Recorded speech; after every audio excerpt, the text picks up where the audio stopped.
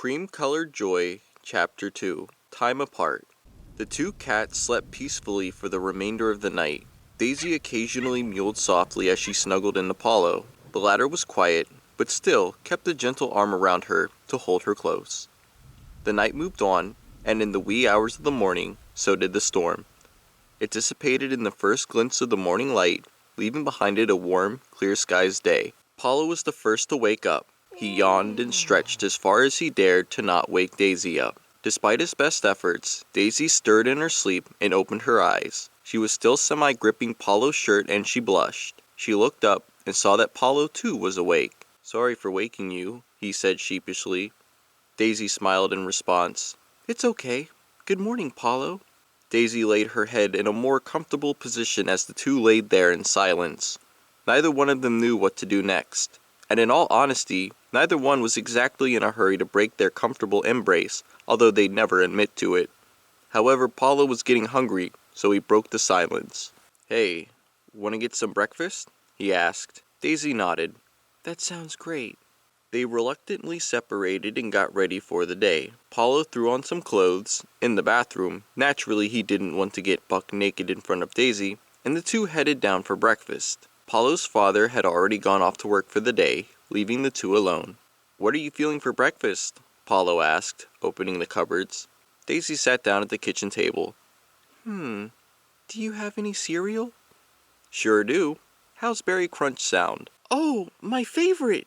squeaked Daisy, and then she immediately blushed with embarrassment for getting so excited. Apollo noticed. "Hey, don't feel bad, it's my favorite too." He poured them both a bowl with some milk and they began to eat. "Did you want to do something today?" Daisy asked timidly. "Like what?" Apollo said with a mouthful of cereal. "I don't know, maybe we could go to the park." Apollo swallowed. "Oh, I just remembered. Mike is gonna come over today and play that new beat 'em up with me." Daisy felt like all the air had been sucked out of her, and her heart sank. "Oh, okay. That sounds fun." "You bet it is," Apollo exclaimed. "Did you want to join us?" Daisy, who was hoping to spend some more time with Apollo alone, shook her head. "No, it's okay." She did a small laugh. "I should go home and study." "You sure? 'Cause it'd be nice to have you." "Yeah, I'm sure. Thank you, though." The two finished eating in silence, and Apollo put the dishes in the sink to clean later. And by clean later, it meant not clean at all. Daisy gathered her things, and Apollo walked her to the door. "Thank you for letting me stay over," Daisy said shyly. "Oh, you're welcome," Apollo said. "And—" Daisy pushed herself up on her tippy toes and kissed Apollo on the cheek. "Thank you for comforting me last night." Apollo rubbed his furry cheek, stunned. Yeah, no problem. Any time," he got out. Daisy smiled brightly and turned around to walk home. Apollo stood in the doorway and watched her walk down the sidewalk and out of sight. He closed the door and slid down onto the floor. There was a lot he was still processing. What was going on? There's no way that Daisy... They were just friends, right? And he was just helping out a friend last night by cuddling with her. And she kissed him, but only on the cheek as a thank you. Apollo rubbed his head.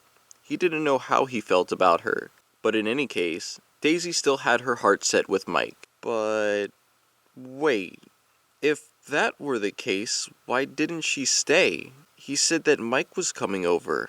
Mike was coming over! Apollo pulled himself off the floor and went to his room to clean up. He figured last night and this morning didn't really mean much.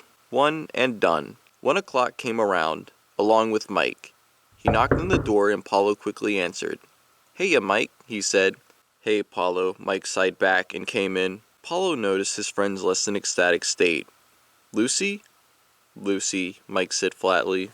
"What'd she do this time?" Apollo said as they made their way to his room. "The usual Lucy treatment," Mike frowned. "I don't know why she hangs around me if she hates me so much." "I don't think it's hate, bud," Apollo said, turning on his game console.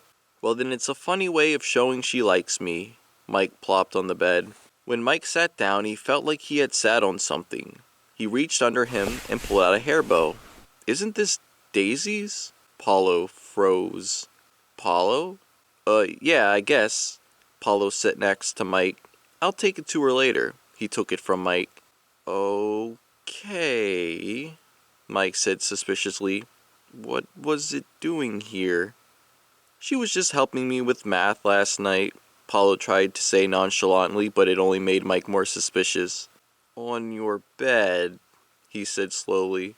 Yeah, look, the game's up, Paulo deflected.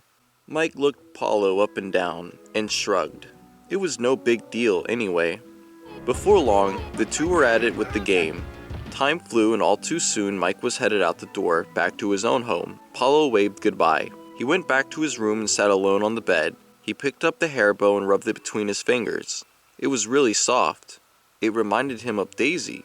Daisy was really soft too. Paulo snapped too. What did he just think? He tossed the bow aside and grabbed his phone. He texted Daisy. Hey Daisy. It took a few minutes, but Daisy texted back. Hi Paulo. How are you doing? How was hanging with Mike?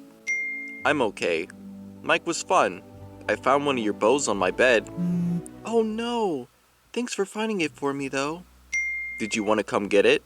On Daisy's end, she really wanted to go get it, just to have an excuse to see Paulo again. But looking outside, it was much too late. I would, but it's so late. Maybe I could come by tomorrow?